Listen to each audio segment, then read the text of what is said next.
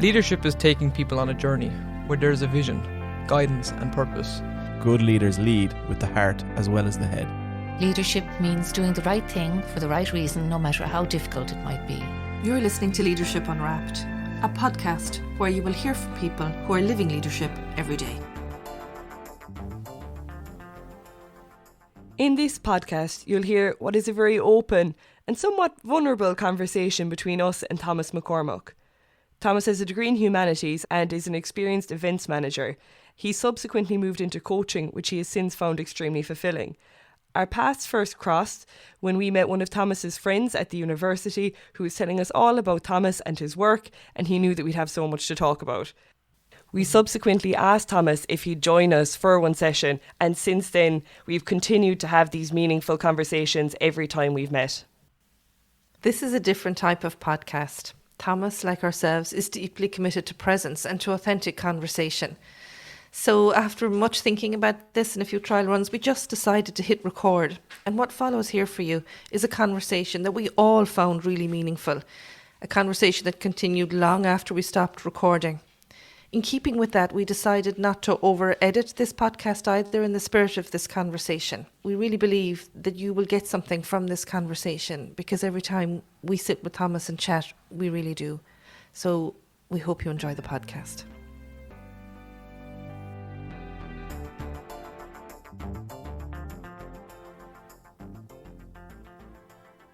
So listeners, I hope this conversation is going to come true in a way that you understand where we're coming from. We've spoken for about 2 or 3 hours before we've even started the recording. We had to actually stop and say we're going to have to start doing the recording instead because we were getting so into the conversation. So we just said we start and see where the conversation goes.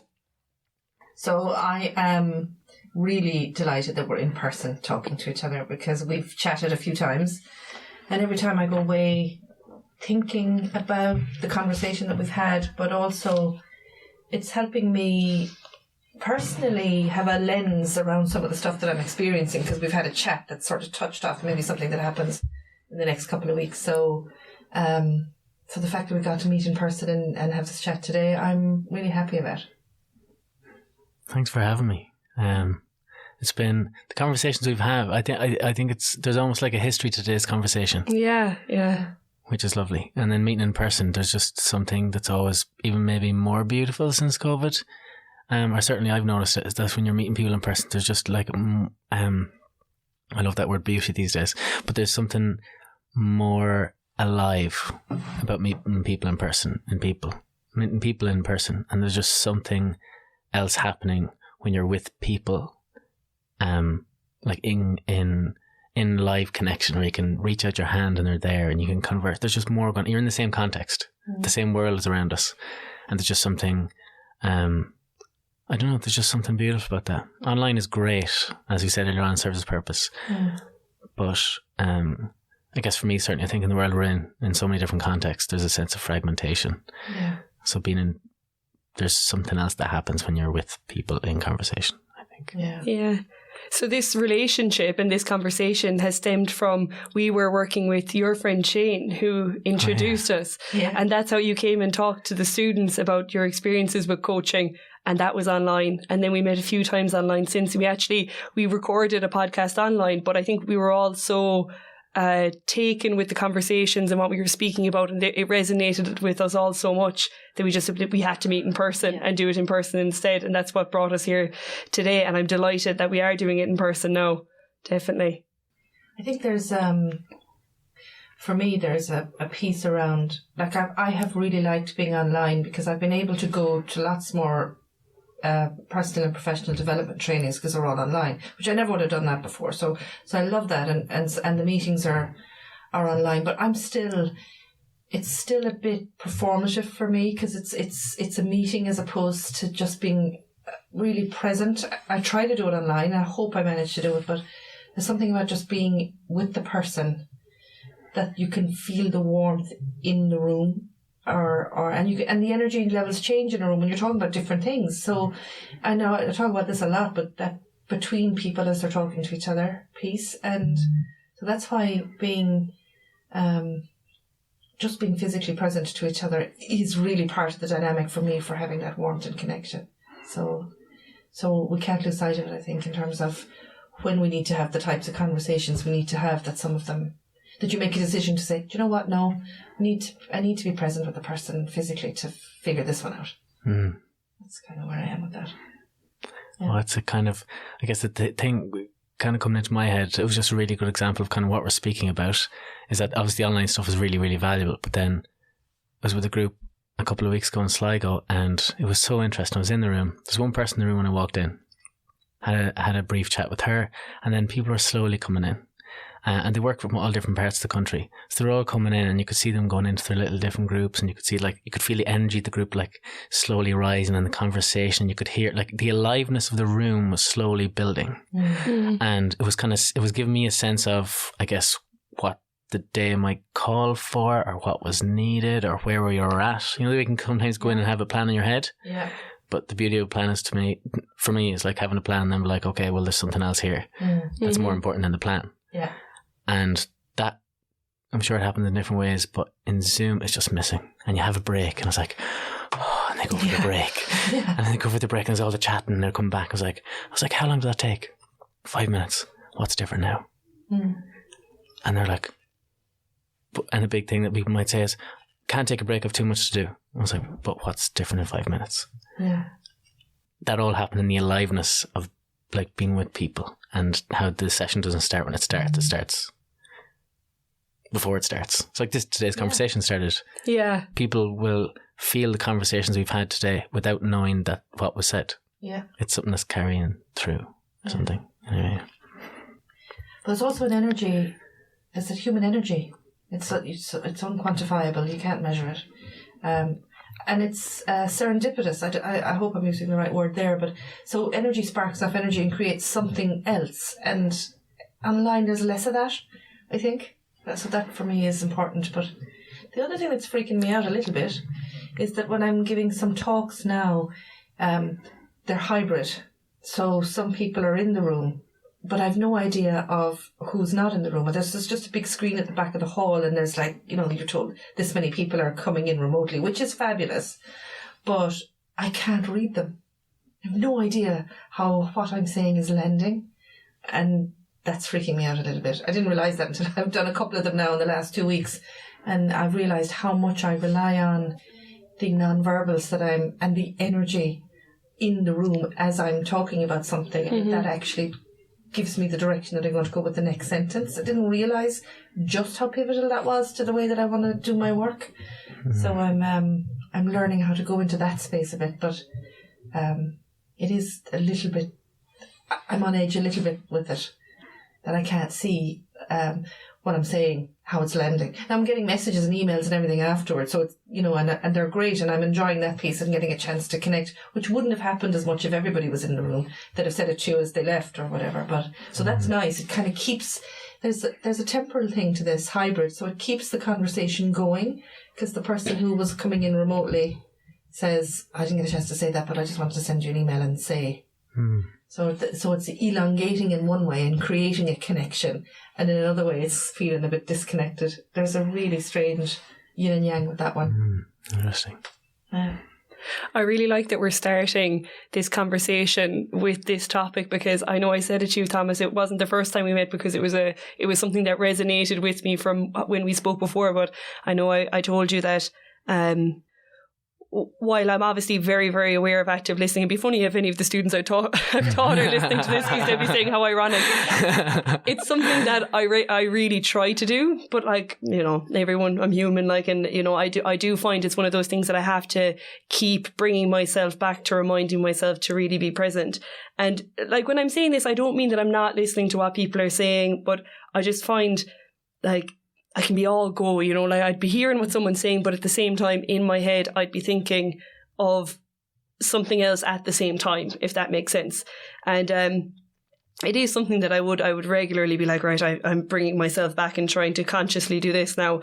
But it was like almost naturally from the conversation that we had, And from talking so much about the importance of it, it was a few weeks later I went to a conference and I met another PhD student, and we had no plans for the evening. She just said, "Do you want to go grab a bite to eat or whatever?" So I went with her, and I just felt I was so engrossed into what she was saying, and I was really just hanging on every word that she was saying. And I reflected on it afterwards, and I was like, that I think that was an outcome from the conversation that we had, and I had subconsciously started doing it more. Whereas usually for me, it's something that I have to remind myself of. Yeah. So that's a total anecdote, but I suppose I love that we started the conversation with this because it was something that really resonated with me from our previous conversations.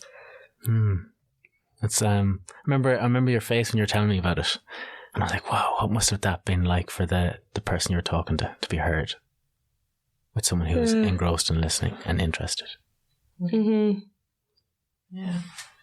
I was like, but it sounds like it was like a really nice experience for you.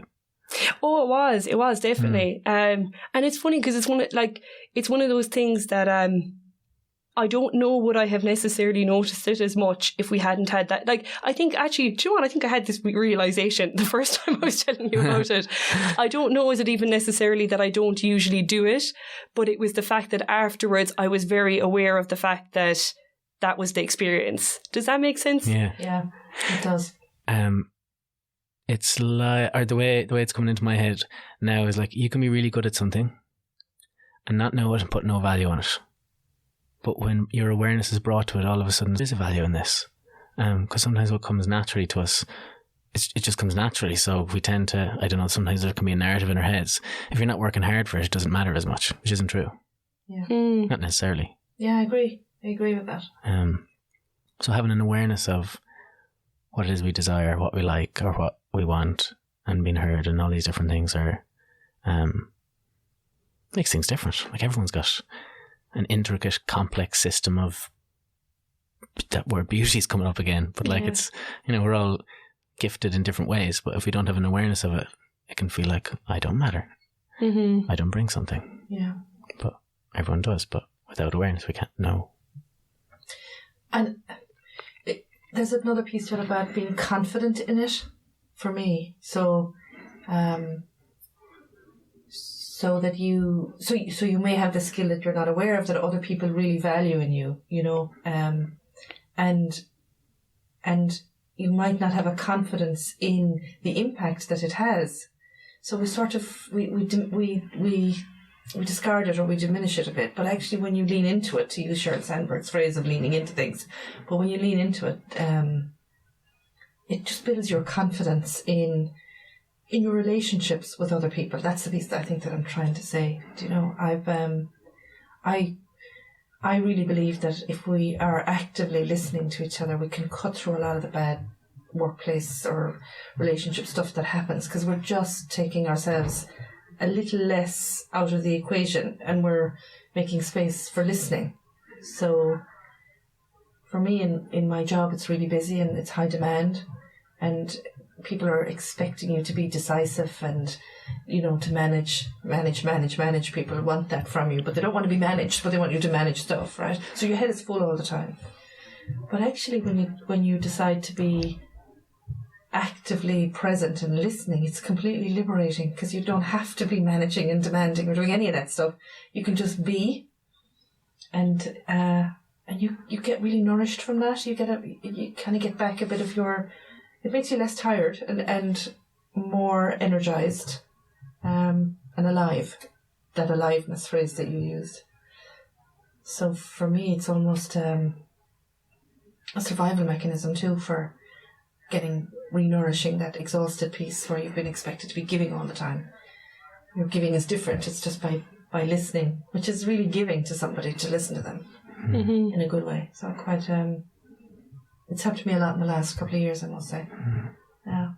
Narratives can be so exhausting, can't they? Like, when we don't make the space to be, or to be quiet. It's like what we're saying about listening. You can listen to someone, but if you're listening to someone and not trying to figure out what they're saying or what they should do, we come with kind of like an energy or presence that lets them know, like they know it, whether they know it or not. that kind of says, I've got the answer in here somewhere. And the more they talk, or however it is that they all of a sudden they start to relax. It's like, once again, it's like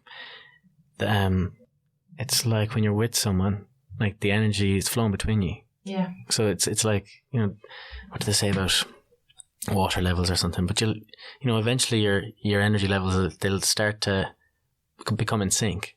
So if you're being present and really with somebody, they're naturally going to feel that, which relaxes their thinking, and all of a sudden a solution shows up without having to figure it out. Yeah. So it's like that kind of less is more, a lot more challenging to do, because it kind of has to be a practice in some way. But, you know, we make things very hard for ourselves. I agree. Yeah. Do you know what I'm thinking of as you say that? Lots of my friends are in choirs. I'm not a big singer, but I love people who sing. And they say, you know, if you're in a choir and you're singing for a certain length of time, all the heartbeats are in concert with each other. They move into beating at the same time with each other by simply being present and doing that activity together, because you have to be very present when you're singing. And you have to be present to the other because you're dependent on each other. So the heartbeat begins to go in sync with the other singers. And I love that idea. And then the stuff comes, which I think it's amazing. I didn't know that until I know what that was. Yeah, I never heard that. Did you not? No. Yeah. That's so interesting. Yeah. There's something amazing in that human nature piece. That when you're in a choir and singing, that actually does happen. Tells us about the stuff in the human spirit that we don't know enough about, as to how humans, in connection with each other, are interdependent with each other. Which I quite, yeah, it's an area for further study, but it's quite interesting. Yeah, fascinating. I love that too, because it's singing all different voices. Yeah. With a similar purpose, same hymn sheet, you could say. Yeah. And something happens that they come together. Yeah. I love that. Yeah.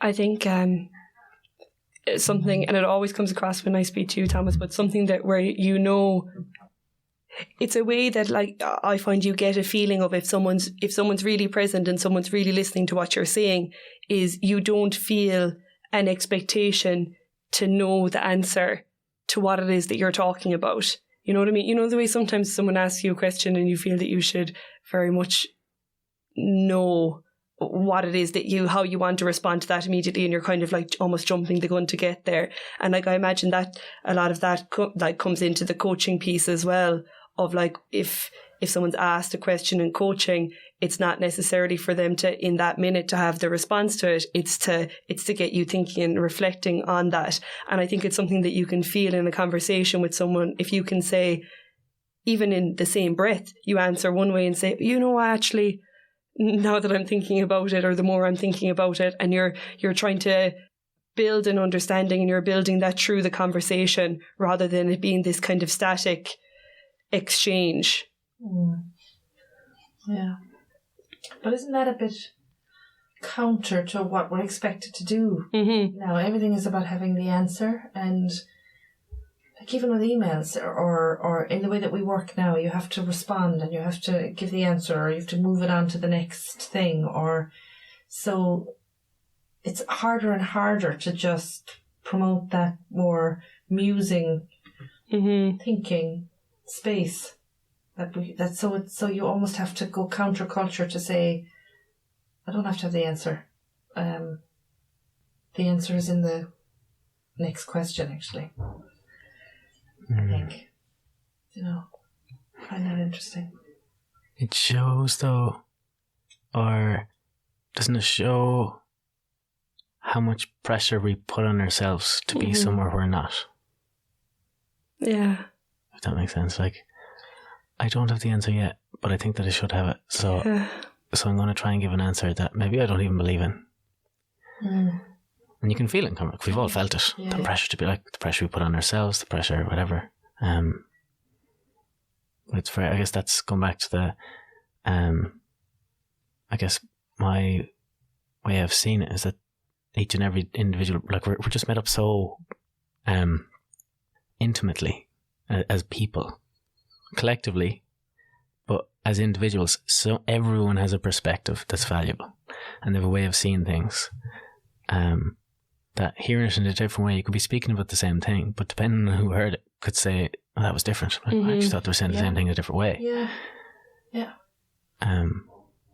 Yeah. It's why we need everybody. And it is completely amazing how we all hear different things in the one conversation. So we're all bringing something different to the conversation in the first place. Because we're taking something different out of it. And it's dependent on whatever's going on for you in that given moment in time. So, and that's also immeasurable. Like, you can't, that's the joy of the human brain, is that it will think in any direction if you allow it to. But it's messy. Like, it's very messy. To be, if you have a group and you're working with a group, that you can either be paralysed by the knowledge that what you're going to say is going to be taken up differently by so many different people, or you can see it as an opportunity to expand. And I think in the world at the moment, we're moving more and more towards confining and defining into there is a way, there's a right way of doing, there's a right person to go to, there's a right answer, and I think that closes down possibility and creativity. So, yeah, it's a challenge. Yeah. Thinking that way, though, is a challenge because, you know, we're all living in a world where, you know, everyone's trying to get X, Y, and Z and LMNOP and everything else done in the one day, you know what I mean? Like, and you're just kind of ticking things off and, you know, approaching things with in a finite way with a goal in mind of this is the answer that we're looking for, makes it easier because you have a short-term answer, you have a short-term reward for doing that, and then you move on to the next thing. So I think what we're talking about and looking at the world in that way is a challenging thing because you don't have those shortcuts or the short wins. And, you know, it can be difficult for people to look at things that way because that's not how they're viewing it. They want the X, Y, and Z to be done in that day. So I think it's a huge challenge to think in that way. It reminds me when you're speaking of goals to people. Like, I just seem to train coaches, and it's a part of the journey, but then even out in the world, because it's so, you know, coaches are so everywhere, or people seem to know that there's a lot of coaches but still not know what coaching is. And it's all about goals, isn't it? You know, getting here and getting there. And I'm like, it is and it isn't. It's like goals seem like the end point, but it's actually the starting point. Because right now, going back to what you're saying about our experience in the moment, it's like right now someone can ask you what's really important to you right now. Like, what goal would you like to set for, 5 or 10 years? And right now, my answer is true of now, but the goal that I've set for 5 or 10 years is more telling of my desires now than what I might want in 5 or 10 years. Mm-hmm. So on my journey to that goal, if I don't take into account what's changed in me and what's changed in my context and my environments, and don't bring that in to actually add things or take away things from the goal, then the goal is slowly becoming more irrelevant, and I'm slowly chopping off parts of my humanity, which means by the time we get there, of course I'm going to be empty. Mm-hmm. Because now there's a huge disconnect between the moment I came from and the moment I'm in, and what the goal, the intention of the goal, and what it is now. And that's I guess why we need both sides. We need this guy called Ian McGilchrist speaks about, he says there's creativity and there's maths and throughout all our brain. It's not just one side, it's all of it. But the left hemisphere loves what it already knows, and the right hemisphere looks for the mystery, what's unknown. And we need both, but we need the curiosity of what the future might be to lead the way, and then the other part of our brain to come along and do the little bits and pieces that can make it happen. So it's a kind of I guess I forget what sparked this, but it's very much so when we get too caught up in the things we need to do, we forget that who we're becoming along the way is going to inform where we're going to get to. Mm-hmm. And if that's out of the picture, there's something else huge that's out of the picture that is hard to put words on. But I think we all know it, but mightn't have the words for it. I guess what I've come to see is that the more you really, you can know, I guess your own life and what you think about things is very much so shaped from how you experience it. Like, we can know all the things, but our humanity piece comes from what we've experienced. Yeah. Which I found is really good, because I don't expect a lot of people to understand certain experiences I've had because they haven't had them. Mm-hmm. Which is great, because it takes a lot of weight off, or pressure and expectation off everyone. But then also at the same point, you can talk to people and realize that you might have had different experiences of, for example, like, I always think that everyone has a part of them that they'd love to share with others, that if they shared, everyone realized, geez, do you think that too? Yeah. Like, there's so much of that. So in some way, I think when we actually, if there's parts of us that we spoke about it a bit more, or found a way that we realize actually we've so much more in common than we think we do. Just the stories and the way they sound might look different. If that makes sense. No, it makes perfect sense. In my own life, I lost my sister in tragic circumstances in 2018, and I'm still on only the beginning of the journey of grieving about that, and that's a whole other story. But at the funeral, a colleague travelled a really long distance. I didn't know them well at all. I knew them. I mean, this is a big institution to work in. There's over 1,000 staff. I knew them kind of out in another area, and they came, and I remember being so shocked that I said, I can't believe you're here. And she said, I have sisters. And when I imagined what it would be like, that if I lost one of them, I just had to get in the car and come down. I will never forget that moment. It has stayed with me forever. And that was about empathy, but it was about what I called feeling forward. I know this sounds crazy, this word, and I don't talk about it a lot. But I talk about feeling forward, not in a weird way, but I imagine that if that comes to my life in the future, that what I will feel will be so the type of support that I will want or need in that time, I'm going to give to someone now. And I'm going to take a risk by just walking up to a stranger and saying that that's the way I think. And that is the most beautiful part of the human spirit to me. And that's about being really present, because it showed her connection to herself, and her ability to see the other person suffering and move that connection out into the other person's space. I was blown away by it. Yeah, I don't know where that came from, but it came with that piece about saying that you don't have... Sometimes you feel that you have to know the other person's experience to empathise. And in one way you do, in that kind of grieving space you do, but in another way you don't. If you don't... like, it's very hard when somebody comes and says to you, I know exactly how you feel. Yeah. That's really hard. And it hurts, actually, when you're grieving and somebody says that to you and they have their beautiful sisters and brothers with them. It does something to you. It does hurt. But you know that that what they're trying to do is a goodness. So and then you remind yourself of that, and then you move forward. Because you do want to say, I'm not sure you do, but that would hurt. But it's when somebody would say, I have this in my life, and if I lost it, I imagined that I would feel, so I had to be here. That's a whole other, more present, real way of acknowledging what's going on. So it's about kind of moving the orientation.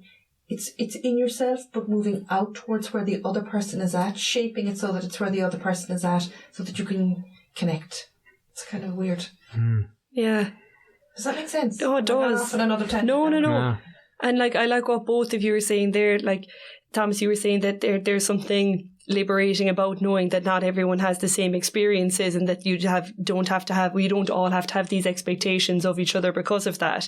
And then, Patricia, you're also talking about, instead of necessarily trying to relate someone's experience to what is happening for you, you're imagining about how that could feel if a similar situation happened. And I think it's huge, because so often we think about, oh, that's like that time that something happened to me, or, well, what happened to me was nearly worse and they're more upset. Do you know, this is the way people think, like, isn't it? You know, we're all guilty of it, you know.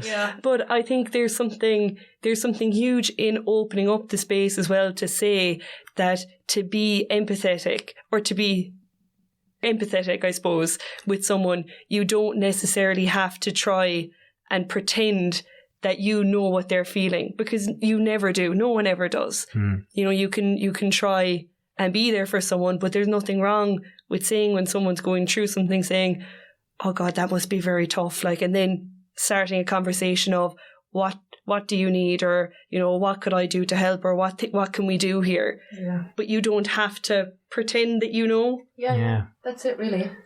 That is it, really. I've heard someone said something, I don't know where I read it or seen it or whatever, the difference between empathy and compassion. And empathy is kind of accessing your own feeling that resonates to resonate with someone, and compassion is knowing that you don't need to. It's like you were saying, powerful, being there for them without having to get lost in yourself to find them. Yeah. I love that, because empathy was not the right word that I was using there. I was trying to come up with something else, but compassion. Yeah. Someone said that, I was like, because I was starting off in coaching and stuff, was very much so sometimes you'd be like people would say to you, how do you leave your stuff? How do you leave people's stuff? And over time it becomes a practice. You know, it's compassion. It's like, my job isn't to get lost with them. So it's compassion piece. It's like, that's the piece that I find really hard to do in the work, because, and I know we've talked about this a few times, but and I talked about it during the week, but people's feelings are very important to me, and I absorb their energy in a room. Like, when I'm in a room with somebody, I will take that energy in, and it's hard when you're a leader, because you have to say no to people and you have to disappoint people, and it's a really hard space to be in when you live in your world like that, you know. But being able to be present in that energy and support someone, but to be able to then keep yourself, to be able to not switch it off, because I can never switch it off. I'd always bring a worry from somebody. I can't switch it off. I try, but I can't. But to be able to manage it in a way that's healthy, that my job isn't to rescue and do everything for everybody. My job is to create the space where they actually rescue themselves, and that it's a safe space for them to do it in. As hard to that's a lifetime's piece of work, I think, is what I'm trying to say. It's an art. It is. Complete art form. Yeah. It takes a lot of practice.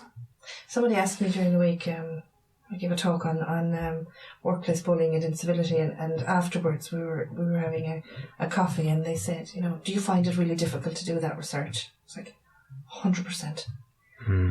And she said, do you bring it home? And I said, all the time. And one of the hardest times in doing that work, because people tell you the most painful stories, that you're just heartbroken listening to their stories, and the impact for them, for their lives, for their wives or husbands, children, partners, parents, everything. It hurts on so many levels. And I was saying, one of the hardest moments for me as a researcher in that space was when I had done a survey in schools. It was years ago, and it was an anonymous survey, and children could answer the questions and then they could write a comment, and a child had written something, and I was sitting looking. I had put all the quants data, as sounding like a researcher now, I didn't put it all of the stats, and then I was moving back into the qualitative analysis, and I just couldn't do anything. It was an anonymous survey. I didn't know the school. I didn't, because I was adhering to my ethical procedures, which were that it needed to be. But there was a child that was feeling the way they were feeling, and I couldn't do anything about it. And I was just heartbroken. I still feel emotional talking about it now as I'm saying it to you. I have never done an anonymous survey with children about bullying since. I haven't been able to do it, because I want to be able to, if somebody says a disclosure, that you can help them. So I've changed how I research as a result of it. But it is hard to do the kind of research in that space and then create a safe space for you to process. And that's why I have a coach. That's why I have done that in my own life, is to create that support and that space that's just almost in a bubble where you can then work through what is the best way for me to manage listening to the stories that you're listening to. And sometimes I say, I got to get a happy job. I gotta do research that's about happiness maybe sometimes, but it is a hard, when she asked me the question, I knew I was in the presence of an empath. Yeah. Which was really interesting. And I said, I really like that you asked the question because it tells me something wonderful about you. And she kind of was like, well, that's the question about me. But I was like, but it tells me that you see people. And I love that. And that was how we started the conversation. That went on for about 2 hours. But it was a really interesting piece around being present in the way that the person had asked the question. You know, things you don't think about unless you're in them. Yeah. You know, yeah. Being seen, it's so important, isn't it? Yeah. Like seeing people. Yeah. Yeah. I think the reason people talk to me about when I put out a call for interviews around something like workplace incivility or workplace bullying, they just want someone to listen. And they give you so much time. You know, you say the interview would be about 40 minutes. It doesn't matter how long it takes. Or, you know, that you'd say, thank you for your time. I'm going to just, whatever. They will say, whatever you need I just want to tell my story because I don't want someone else to experience what I experienced. There's a real generosity in the people who talk to you. A selflessness, actually. Yeah.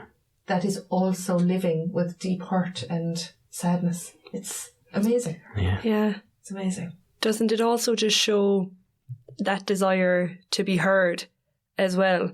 Because it's interesting, even like when I've done interviews about school leadership that have been nowhere near as obviously traumatic as dealing with something like bullying or incivility, people will say afterwards, geez, it was fantastic. And you know, you're doing me a favour. And they'd say to you afterwards, that was fantastic. It was such a great opportunity to reflect and to think about where I am in my leadership and why I'm doing what I'm doing. And they'd go away from it feeling very grateful for the opportunity to do that. So I think there's something, as well as it obviously being very significant when you're having a conversation about something as moving or as emotional as bullying. But I think there's something about a commonality of people wanting to be heard. There was a lady I was listening to last night, Caroline Mace. I used to say her name, Caroline Miss, which is Caroline Mace, it's an American name. And she was speaking about the archetype of the holy witness. And she was saying how, like, listening it's a skill set, but it's listening so that someone feels heard. Yeah. And she was saying how that 3 times, if someone can tell their story that they need to say 3 times without anyone trying to fix, judge, you know, go into all that stuff, that in itself can be immensely healing. Yeah. In a way that you can let it fall away. Now, I'm sure it's not always like that. I'm sure it's not that simple. It's a skill that you build up. But for someone to be able to tell their story 3 times without someone telling them it's right or it's wrong, that this is your experience, and to know that you're seen, is it's immensely. I was in a program last year, and what was fascinating was I went in. I'm a coach now. This listening stuff's going to be easy. What a block. Famous last words indeed. Oh, it was so funny. And there was I remember we were paired up, and then the lady was paired up, and she goes, "Oh, I didn't. Those eyes. I don't want to be." She just said eventually, she's like, "Look, I was just so afraid, and I didn't know why, because I knew you'd see me." And then, you know, I was there, oh yeah, I'm a great listener or whatever, this is fantastic, you know, and, you know, thinking I'm exceptional or whatever, which actually, that, you know, going in with that whole thing prevented my learning from the beginning for a little while.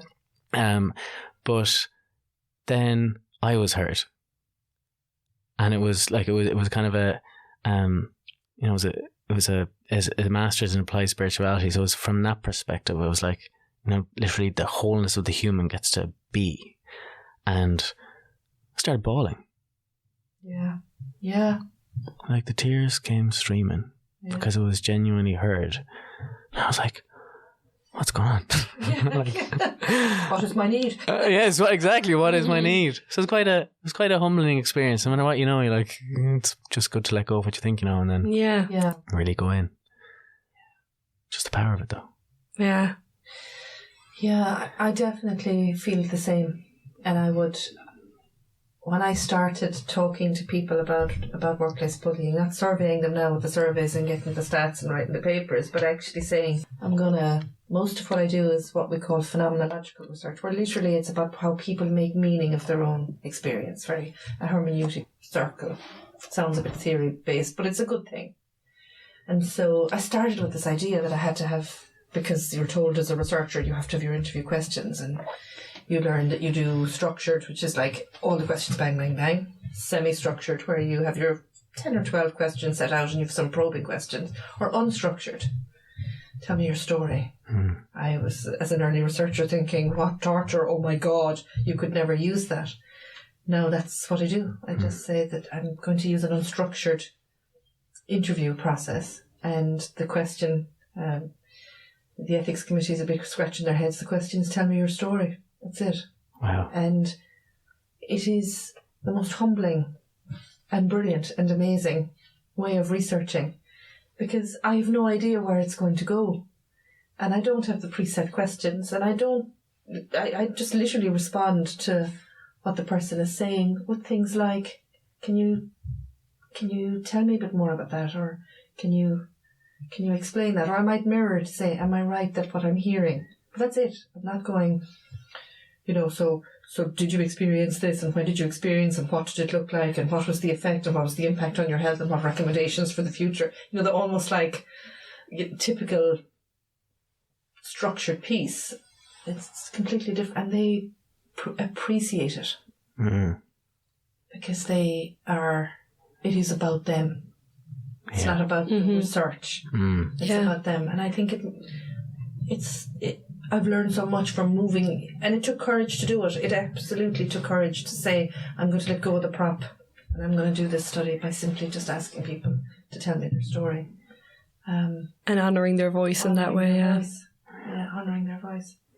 People can tell the difference, I imagine. I imagine you notice the difference when someone knows you're doing this for them as much as why you're doing it versus for the project. Or I think so.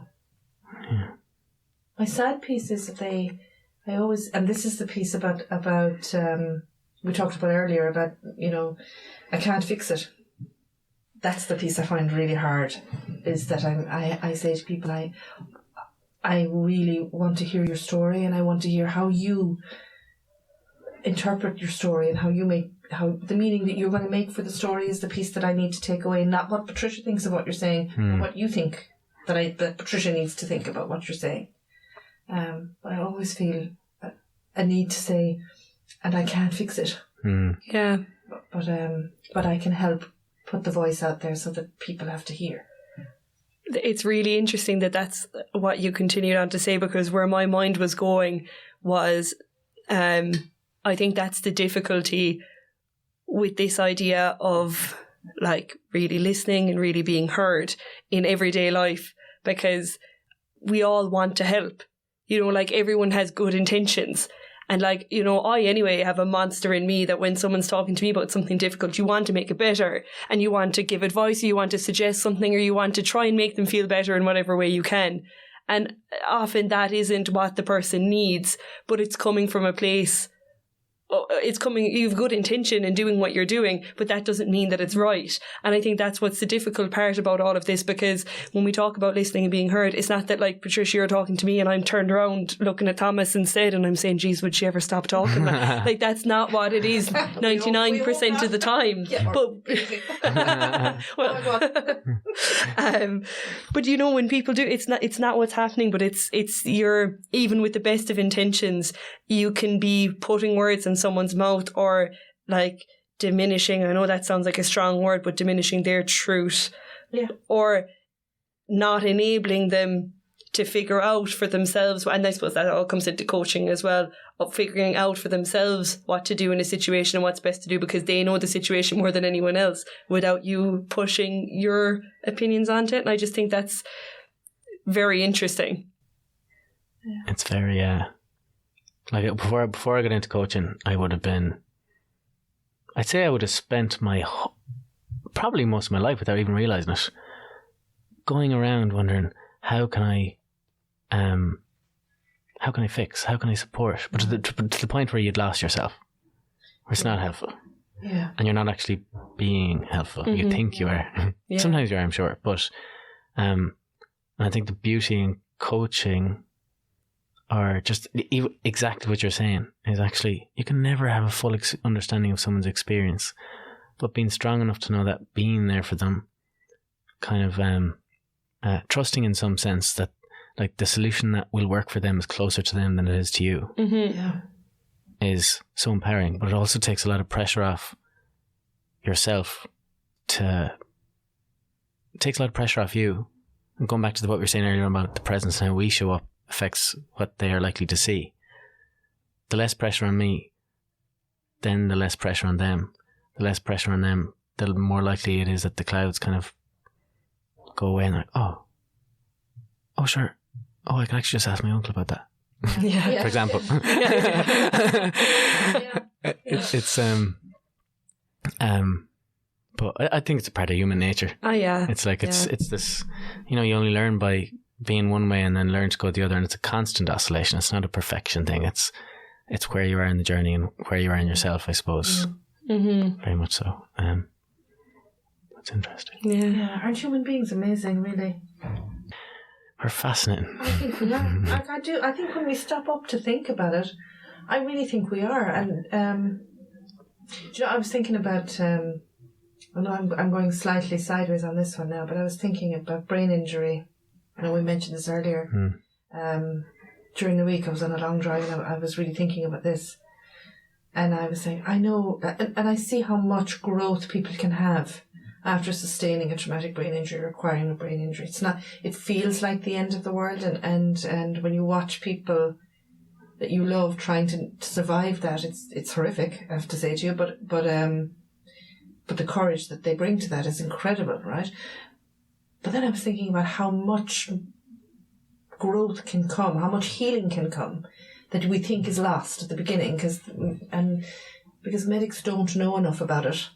And I was driving along thinking, the brain is the last uncharted territory there is. That's where we actually don't know enough about. I mean, we do have neuroscience and we have, all of the theories we have about left brain and right brain and all the other pieces, but actual capacity to heal, restore, rewire, refunction, we don't know enough about that until we hear the stories of the people who are doing it, I think.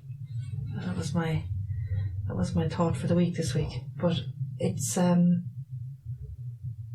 and so much of this too, we don't know enough about how we think and why. We have psychology, obviously, which tells us that human beings think and behave in particular ways, but that affective, emotional piece, we're just at the beginning to understand what the potential is in the human mind, I think. That's how I feel. Yeah. There might be a lot of people in particular neurodisciplines now that would disagree hugely on that, but they're not here today, so fine. See, we're the experts today. That's how I feel about it. I just think that whole piece about how we are, Hannah Arendt uses this phrase of in concert with each other when she talks about human beings. I love that. That idea of a symphony, even like how we all are playing different parts, and how much we have in that we know that this is what we do. I don't play an instrument, but I could be the violinist or the cellist. I'd like to be a cellist. I'd be a cellist. So I know the music and I know what I need to do, but in order for the performance, I will need a conductor. And people say you don't need a conductor, but most symphonies would say you do, and for very good reason, which is about bringing the performance together and making sure that it is the way that it needs to be. And it knows when you need to have pieces going quieter, pieces in crescendo, all those different pieces to the symphony that are important. And I'm butchering music for all the musicians that are out there, but there is that piece about being as human beings in the world of work or just in the world, that we are in concert with each other. But some of us are doing solos and some of us are doing group pieces, and I'm fascinated by all of that. Just find it really you spend your whole life looking at it and just scratch the surface, I think. Mm-hmm. Yeah, I think there's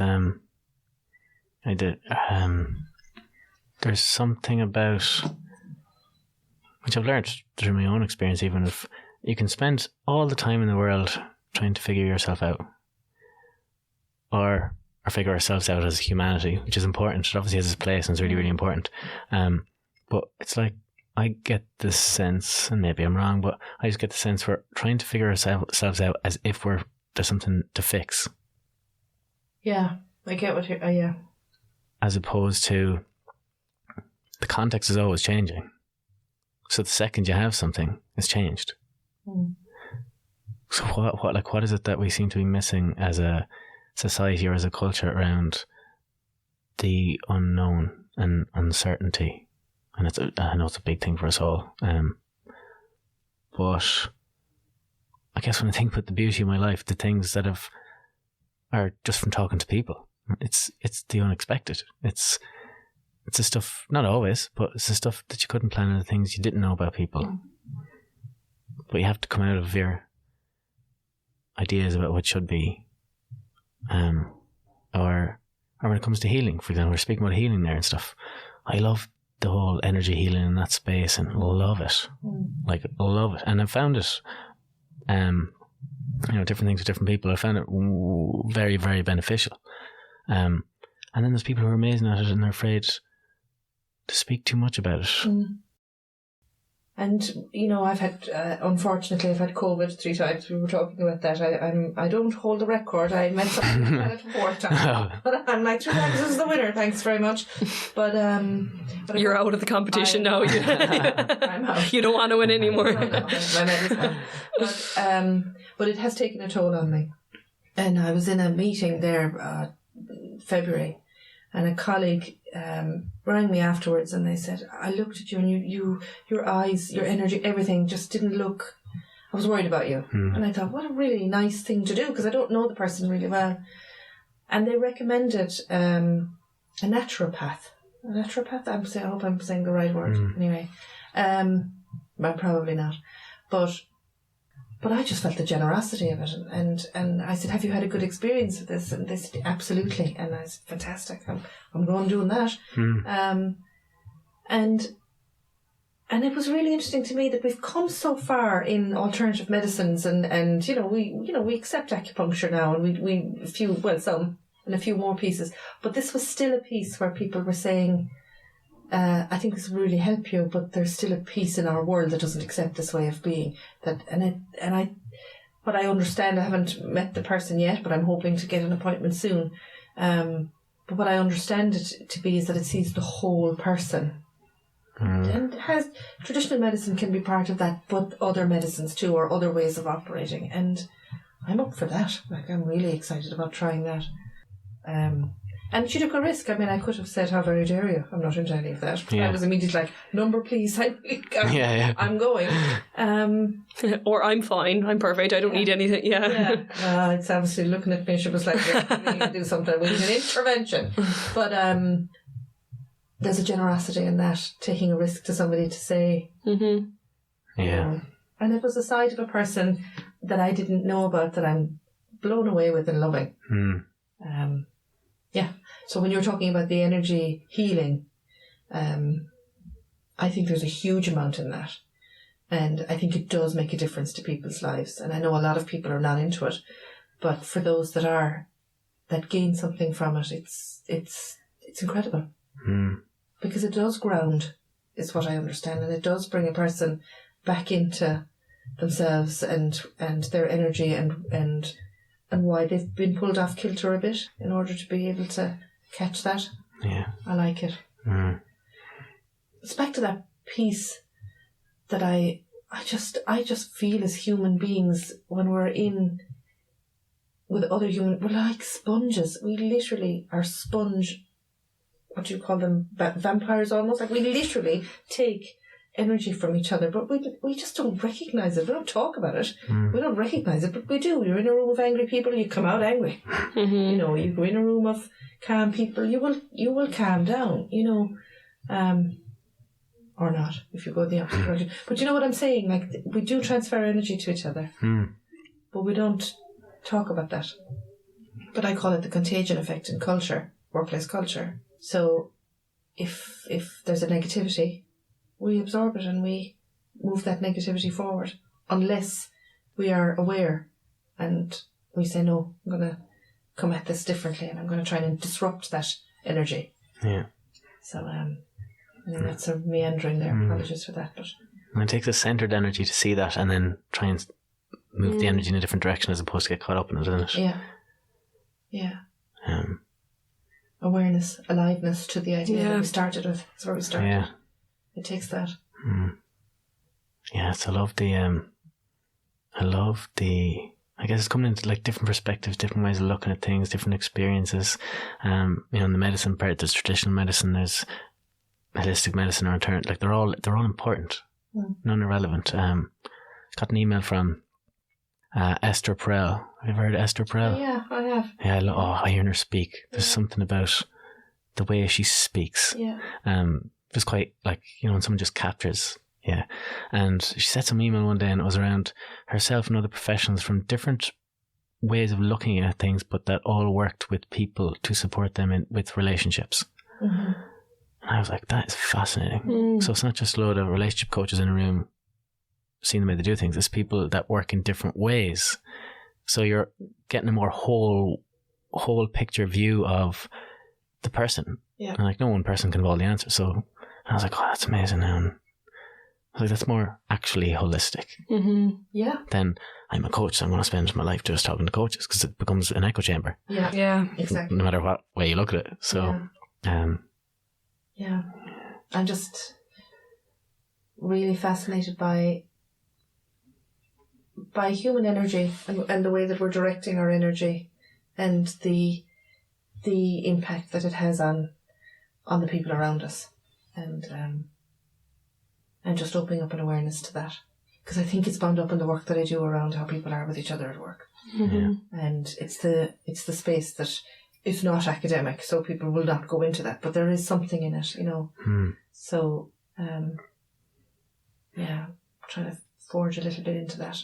And I think that piece about that different people bringing different lenses and different ways of working to the picture will give us a better picture, put more of the pieces of the jigsaw in together. Yeah. It's like the way we experience or see the world is a slice of the truth. And the more of us that come together, like more likely that you're closer to truth being in the room. You never find it, but it's about working in that direction. Emergence, like the idea that, the universe itself is moving in a direction, but there's not a place it gets to. It's like with where we are and what we've got and what we're desiring to do, and the limitations of whatever it is, what will move us one step further without trying to be perfect. Yeah. Just challenging in of itself. But no, I think it is, and I've learned a lot since taking on a leadership role. I'm still learning about that, there's no doubt, but the one thing that I really hold on to is that I don't know what I don't know. And that was a piece of advice I got from a coach. And it's not that I don't know something, it's that I don't know the context, and that I don't know that context. So I could make a decision, because I could, if I'm definite, I could make a decision that I could cause more damage than in trying to fix something, because I don't know the pieces that I don't know that brought us to this piece of the puzzle. So the leadership is in digging in to try and just assume that I don't know what I don't know. That's the base, to start from there, so that I can get a better sense of a little bit more of the picture. And often that's about a lot of conversations with the person that you're working with, which can be frustrating to people who expect answer and decisiveness all the time. But answer and decisiveness might look like good leadership, but it's expedient leadership. So you've got to be okay to take a bit of crap about saying you're not very decisive. You are, but you're... I always use this phrase, people know I say it, but you've measured twice and cut once instead of cut and realised it's the wrong pattern. If that makes sense. So you are moving in the right direction, or moving in a direction that is helpful, but you just don't have the answer. It's a bit of what you're saying. Yeah. Yeah, sorry. I am. I'm wondering, I know this conversation has been very organic, and I don't think it's fitting for us to ask our 3 questions in the structured format that we usually do at the end. But I'm wondering, Thomas, is there something that either you would like our listeners to take away from this conversation to be left thinking about, or is there something that you feel you're left thinking about from this conversation? I guess I'd love, if someone's listening, I'd love them to think about, like, what did you notice about this conversation that you were drawn to? Very different way of doing a podcast. Yeah. Yeah. Like what did it move in you? Like, what did we talk about that you're interested in? If you could sit down with someone now, literally after you're listening, or as you're listening to this right now, and talk about it, what would you talk about? Like, what question would you like to ask them? Is there anything from this conversation that has made you more aware of the power that you actually already have, but maybe because of the speed of the world and with so much going on, you didn't realize it? Perfectly normal. Nothing wrong with you. You're human as the rest of us. Yeah. And then for me, I guess when I think about all the parts and pieces, I guess it's like us having a conversation that meandered and was quite organic, but I think at a whole level, I spoke about how can we be more honest about our wholeness in our humanity, and how we all play a part of the symphony, and that nothing is irrelevant. But as soon as we start, cutting off parts of ourselves to get somewhere, then we're leaving something behind that's important, even if it's not nice, or even if it's sore. Yeah. And I guess for me, to be very honest, what I'm leaving with is, how can this conversation be continued in a meaningful way? Because I just, for whatever reason, when I was doing an assignment last year, and it was about marginalisation, or the marginalised person, and the person lecturing was about homeless people, and she said something, and I glued to the floor when she said it, and it was something. It was like, not unseen and unheard, but fully visible. That's the experience of the homeless person. No one sees them, no one hears them, but they're right in front of us the whole time. And it just really got me thinking. I was like, why did that resonate so much? And it really brought me in a lot of places, like, whoa, okay. So for me, a part was like always feeling like you're different, or that you experience the world in a different way. But the more I thought about it, I was like, I don't know, is there anybody who doesn't have a part of them, like a part of them that they'd love for someone to see or hear? Yeah. Like, it's everyone. It's actually quite universal. Yeah. And I guess a fantasy I used to have, which I realised through supervision, was you're expecting someone someday to fully understand you. That's not going to happen. To come and feel seen and heard and understood enough within yourself is plenty. Yeah, and that's... Oh, yeah. That is huge. That is huge. That is huge. And you don't get there alone. I think that's... I'd love to hear your... Yeah, I don't think you get there alone either. And I think it takes huge courage to see yourself. It takes phenomenal courage to see yourself. And I've been very reflective recently, and I've been saying, I wish I knew earlier that it's completely okay to be just who you are, and to raise difficult questions, or to challenge ways of thinking, and to trust that your way is as valid as anyone else's. So, and that it's not... I think that we spend a lot of our lives as human beings wanting to fit in because it's safe. But the real actualization is in being okay not to fit in because it's better. And so what you're saying resonates a lot for me in that space. And I do think there is the unseen and unheard but visible is universal.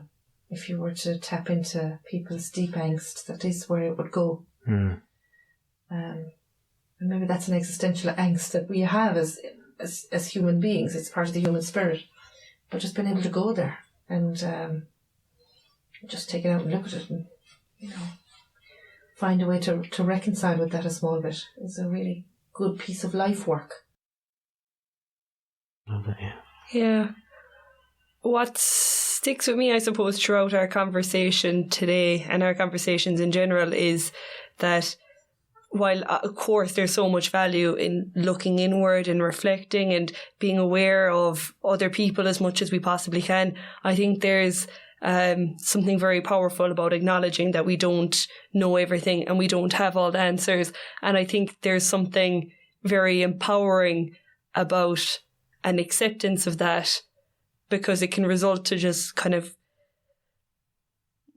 more enjoyment and more positive feelings in where you're at that time, instead of the waiting for when I have the answer to that question of who I am or what do I want or, where do I see myself, what's most important to me, because as you say, all of these things are constantly changing. And I think an acceptance of the fact that we won't get the answers to all of these big questions for ourselves and the big questions for life, there's a freedom in enjoying where you are. Massive. But I don't know how I'm going to edit this because I want to end with what you said. Yeah, because it's quite powerful. The bit about that we don't get there alone. Mm-hmm. It's so important. Mm. And so you have to search out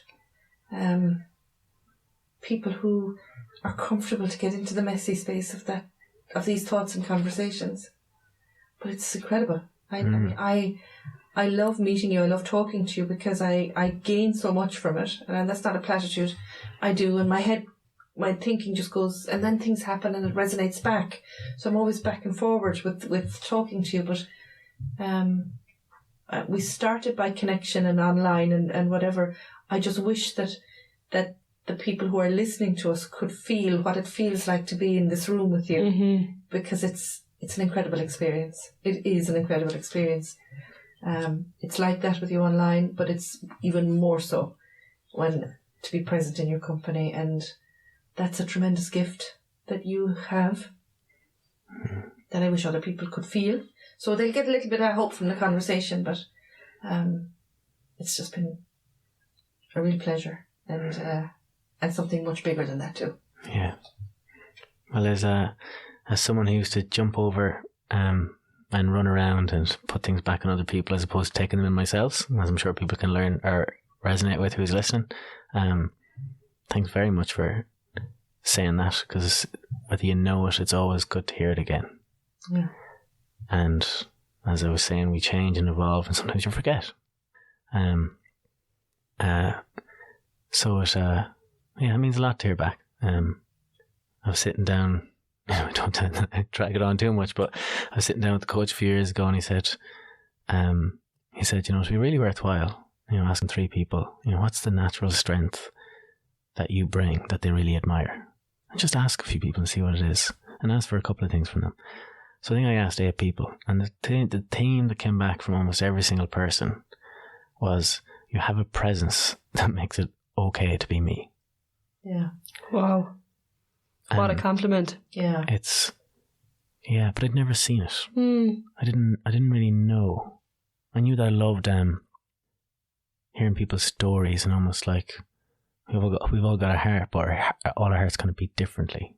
I mean that in a kind of metaphorical sense. But just even for people listening to hear, like, what would people say about you? Do you know? And how can you find out? Because we all have like this. It's my belief anyway that we're not here just to suffer and to just get through life. Like, we're not. I think as a culture we're in survival mode potentially at the moment, In fact, I think Irish people, we like survival mode. I think we're actually drawn to it. Yeah, as a Mayo man, I know all about it.